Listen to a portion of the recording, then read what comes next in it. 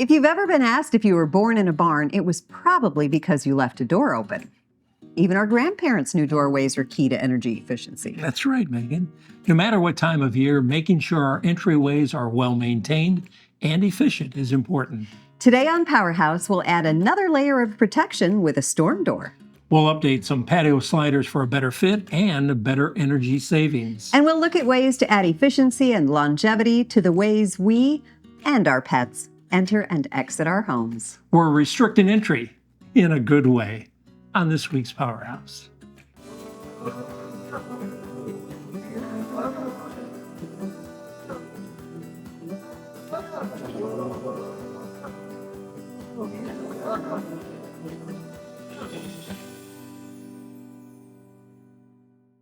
When it comes to efficiency, adding that extra layer can make extra energy savings.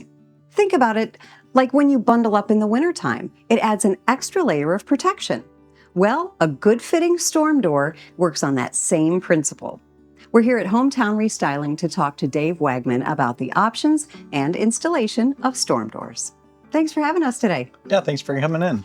Why don't you touch on some of the benefits that a storm door offers? Yeah, storm door, like you're saying, is going to definitely add an extra layer of efficiency to an entry door, especially if you've got an older, inefficient entry door. But you're also going to add the functionality of the screen that allows ventilation in, the view out, the light in, as well as an additional lock and mechanism to keep people out. Well, looking around, there are lots of styles available for people, right? For different aesthetics. Yeah, there's a lot of different options, everything from a full view to a half view, different screen options, no screen options, definitely a lot of different colors and hardware to choose from. And how can a storm door add to a home's energy efficiency? Yeah, so it's just the first layer of defense against any type of wind or storm, as well as any temperature difference. Okay. I want to learn more about the benefits. Can you go into a little more depth about that? Yeah, so the benefits of a storm door, when you're standing at a storm door, you're able to ventilate and get that clean breeze in an area that oftentimes doesn't have a lot of ventilation, as well as oftentimes a dark area. You're going to let all that light in. The security of a storm door, you're able to open your entry door, see somebody at the entry door, and without letting them in yet. All the way to just back to that efficiency that you're talking about. Right. Well, I would love to see how it's installed. Can we go on site? Absolutely. We got it installed today. Great. So talk about the installation process. Yeah, it's really important that you prep the space and prepare yourself, and that's going to start with just measuring the door and then double measuring. Second measure is very key. But then once you have the door all laid out and ready, you're going to set all your pieces and parts out to make sure everything's there.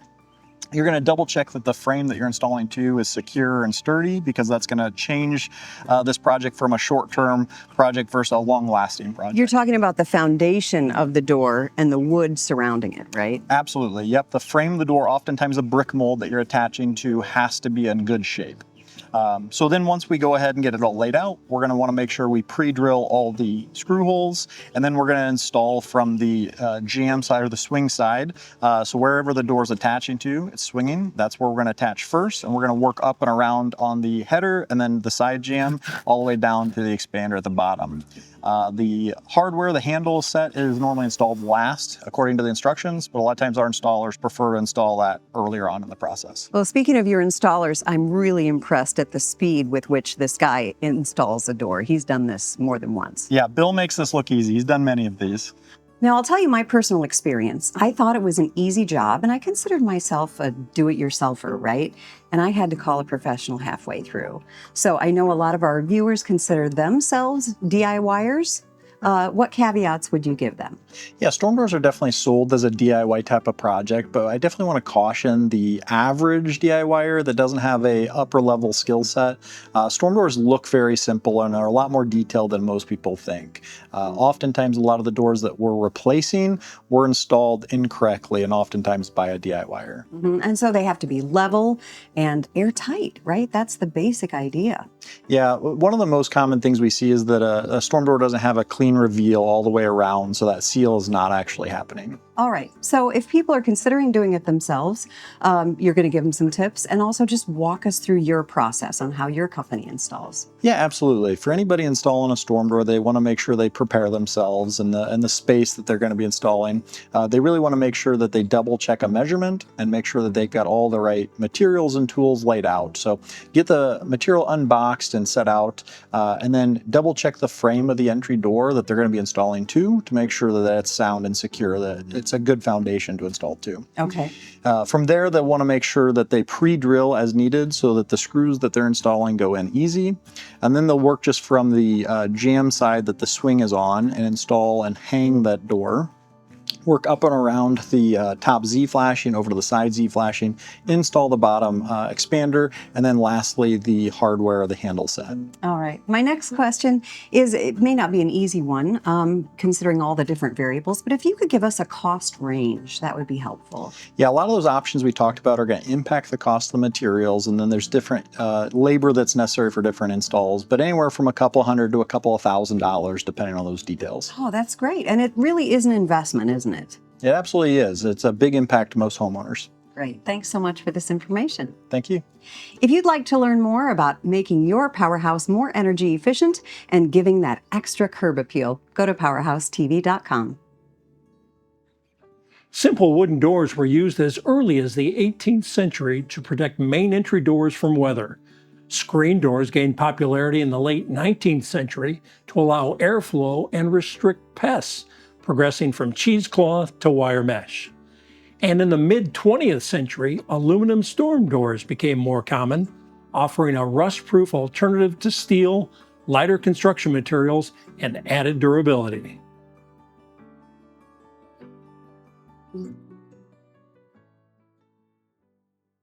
An entryway that gets lots of use, especially during nice weather, is an entry that leads to a patio, deck, or backyard. Adrian Sanchez from United Windows and Siding has joined us to tell us more about options with patio doors and to take us through the installation of a new set. And thanks for joining us, Adrian. And first, let's talk about why is it so important to have energy-efficient patio doors? Yeah, thank you, Pete, for having me here today. I believe it's important to choose the right patio door for this area right here, just due to the size. Because it's so big, it allows the outside energy to come in. So it's important to choose the right material and glass package to reduce the cost of your energy bill and to provide comfort for your home. All right, let's talk about those materials and other considerations that go into selecting a patio door. Sure, yeah. We offer several different type of material options, such as vinyl, which is maintenance-free, lower cost, budget-friendly, and lower warranty, but higher contraction and expansion rate. Then we go up from aluminum and steel, which gives you a slim profile, which looks pretty sleek as well. So it's a higher warranty, higher cost. Then we go to wood, which wood is aesthetically pleasing. It's not maintenance free, so you need to monitor that year after year, and it's a good insulator. Then we go with a composite, like this door right here is a composite door that offers a higher warranty, higher price, but it certainly gives you the longevity. As I look at this door, these doors, glass, talk us through the glass and how important that is. Yeah, glass. In most doors, you're gonna have a double pane glass. Some doors you'll see a single pane, which is not energy efficient. So you wanna look for your double pane options. And in double pane glass, you'll have your argon gas, which is similar to like wearing a coat where you're nice and cozy. And then you'll have your low E coating. Your low E coating protects your home from UV rays, from damaging your blinds, to your floor, to your furniture, etc. And that's your double pane. Then you go your next step up, which is Energy Star rated glass that has been tested by engineers to withstand the elements in your region. And then the next step up from there would be your triple pane glass, which is an extra layer of glass and insulation. I look at this, a very nice door that your crew has put in here. Talk to us a little bit about the installation process that goes with this door. Yeah, sure. Installation process is pretty easy. What we typically do is detach the exterior trim and interior trim. We remove the panels from the frame, and then we cut down the frame to remove it from the opening. Once we remove it from the opening, we'll go ahead and inspect the rough framing to make sure that there's no rot or water damage. In the event that there is rot or water damage, we'll replace it accordingly. And once we get everything looking good, we'll go ahead and begin the installation process of the door. And that process is, as again, your crew's putting this in. Are there things that you really are very conscious about in terms of sealing this entry?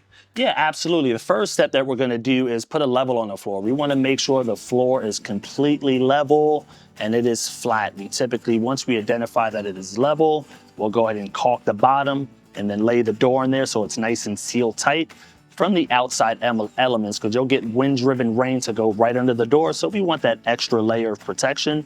And once we square level and plumb it, we'll go ahead and foam fill the outside edge so that it is airtight and watertight. As we look at this door, the benefits and first and foremost, I guess, the energy savings is that we're looking at, right, in terms of this door. Sure, yeah. The energy savings that you'll have from here is quite amazing, and that's why it's important to choose the right material type and the right glass package, because it's the biggest opening you'll have in your home. And you said this door, argon gas, the R value, it's an Energy Star door. Yeah, it's an Energy Star rated glass package Okay. and a composite paneling on here. Okay. Yeah. Our viewers on PowerHouse are always interested, Adrian. Give me kind of a range in terms of the door installation costs. Give us a range of what they might expect if I'm putting in new patio doors. Yeah, sure. And we typically give our homeowners a range when we have a free in-home consultation with them. And I think one of the most important things that we discuss with them is budget, because doors, it can range anywhere from $2,000 to $20,000 per door. And once we identify their budget, we can go ahead and give them the best door for their budget, which can include vinyl, aluminum, steel, composite, or fiberglass. And you get into, again, when you think about energy savings and an Energy Star rated door, you get into that. Oh, absolutely. We'll get into, what certain glass packages. So we want to, not only do we look at their budget, but we ask them questions about energy savings or aesthetics. And then we'll give them a list of doors that will provide that energy savings and aesthetically looking. Patio doors have improved over the years. Is there a life that goes with patio doors? Yeah, sure. Like when you go to vinyl will last about 10 to 15 years, and that's just due to the contraction and expansion because it's vinyl. And then when you get up to like fiberglass, the contraction and expansion rate is under 1%, and it's fiberglass. So fiberglass lasts a long time, and it reduces the fade on the fiberglass. So you're looking with fiberglass windows and doors about 20 to 25 years. Wow. So quite an investment. But again, when you think about the energy savings, because you're putting this hole in the side of your home for patio doors, you don't want to be inexpensive in terms of filling that hole, right? Yeah, that's exactly right. We'll have customers that say, hey, we're going to be moving out in a year. We just want a door to put in just to last us. Or we'll have customers that just want to live in there forever, and we'll spend that extra amount of money so that it lasts. Well, Adrian, thank you. You've given us a lot of information, some great reasons for homeowners to consider as they're thinking about patio doors and upgrading that. And if you'd like more information and suggestions on making the windows and doors on your PowerHouse more energy efficient, visit our website at powerhousetv.com. A recent research study indicates up to 80% of homeowners say their outdoor living space is more valuable to them than ever before. Americans with outdoor living spaces spend an average of 9 hours per week enjoying them.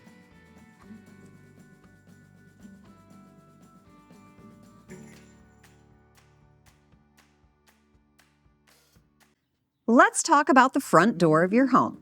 Yes, it should be attractive and provide curb appeal, but it is the villain in your energy story if it's not also energy efficient. To ensure that your entryway is as efficient as it can be, you need to focus on 3 primary things: sealing gaps, maintaining weather stripping, and ensuring proper hardware function.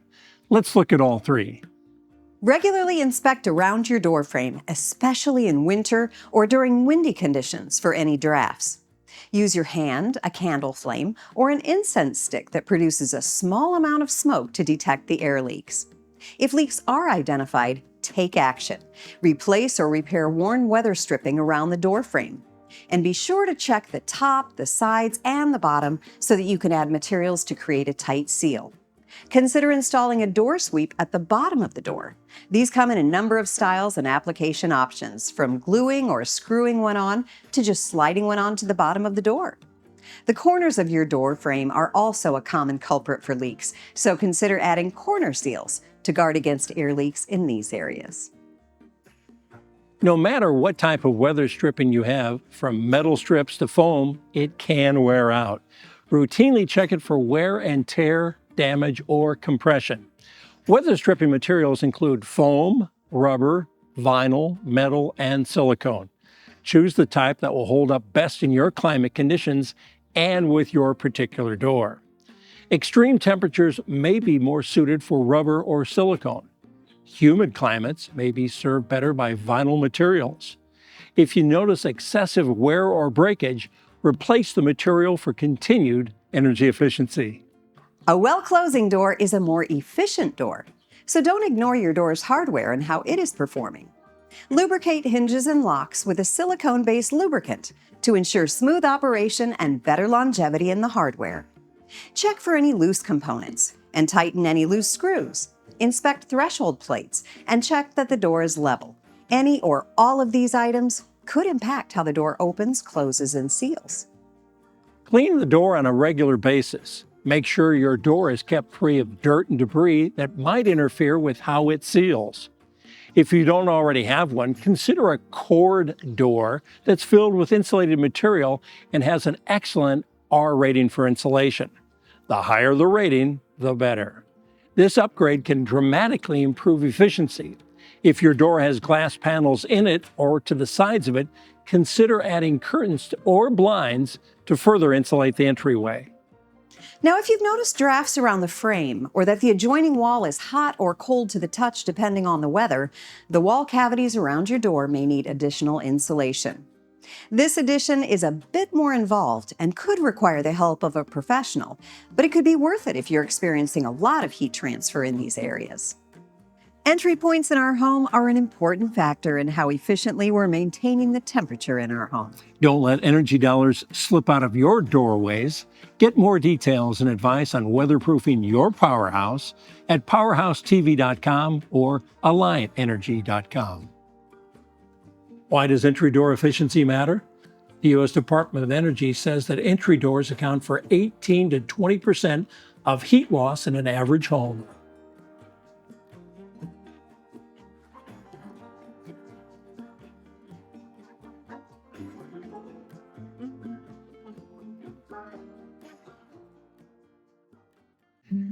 As we look at meeting the challenges of keeping the entryways to our homes efficient, there's one more variable some of us need to consider, and it involves our furry friends, pet doors. Installing a way for our pets to get in and out of the house on their own creates convenience, but it can lead to an escape hatch for conditioned air as well. You can reduce that impact and stay efficient with a little research and some good choices. Decide where you need to place the pet door. This could be through an exterior door, a wall-mounted placement, or added as a feature to a sliding door. You want your pet to have access to a safe space like a fenced yard or kennel area so they can utilize the outside spaces while also staying contained. Your options will likely be dictated by the accommodation available or that you create in your yard. If you can, you should also consider the direction the door will face and whether prevailing winter winds will have an impact on its efficiency. Once you know where you're going to install the door, you can move on to other considerations. Make sure the door you choose is constructed of durable, weather-resistant materials that can withstand extreme temperatures and winds. For a wall-mounted version, a well-insulated frame is especially important, as there will be more exposed frame surface to protect. For any of the options, be sure to select doors with multiple flaps, double or even triple, and insulated panels. This multi-flap system will create a barrier against drafts and reduce temperature transfer. Magnetic closures can help seal up the door opening after your pet goes in or out, preventing flaps that are askew or stuck open. Install your pet door with care, following all of the manufacturer's instructions. For many models, you can find an installation instruction video that will help walk you through step by step to assure you're successful. Installation details that will contribute to an energy efficiency are proper fit. Make sure the pet door fits snugly within the opening, minimizing gaps around the frame. Weather stripping. Install all included weather stripping around the frame of the door to fill gaps and create a tight seal. And caulking. Use exterior grade caulk to seal any air leaks or cracks around the door frame that might occur because of a paneled door or other issues that result in a less than airtight fit. If you're not feeling confident or don't have the proper tools, consider engaging a handyman service for assistance. Slider-specific pet doors require fewer carpentry skills or tools to install. A flexible design also allows for the slider door opening to be made available as needed for moving items in and out the full doorway expanse. Weather stripping and precise installation are important to keeping this option efficient. To keep your pet door as efficient as it can be, stay current on maintenance. Check it regularly for damage to flaps, weather stripping, and the overall seal. You should do this at least twice a year. Replace damaged or worn flaps and weather stripping. Another option you can consider is an automatic door that includes electronic features that allow only your pets in and out of the door and creates a more robust seal after every use. Now, due to these high-end features, the cost of this option is generally on the higher side of what's available. There are multiple options available for you to choose from in a variety of price ranges. Do your research and select the one that best meets the needs of you and your pet. It's a dog-eat-dog world, so take a bite out of energy waste where you can. For more information on energy-saving features for your PowerHouse, visit our website at powerhousetv.com. Megan, we tightened up our entryways on this week's PowerHouse. We did. We made our shelter a little stronger with a storm door. We slid into some easy energy savings with efficient patio doors. We maintained and improved the performance of our entryways. And we explored options for keeping pet entries as efficient as possible. Pete, we really got a lock on energy savings on this week's PowerHouse.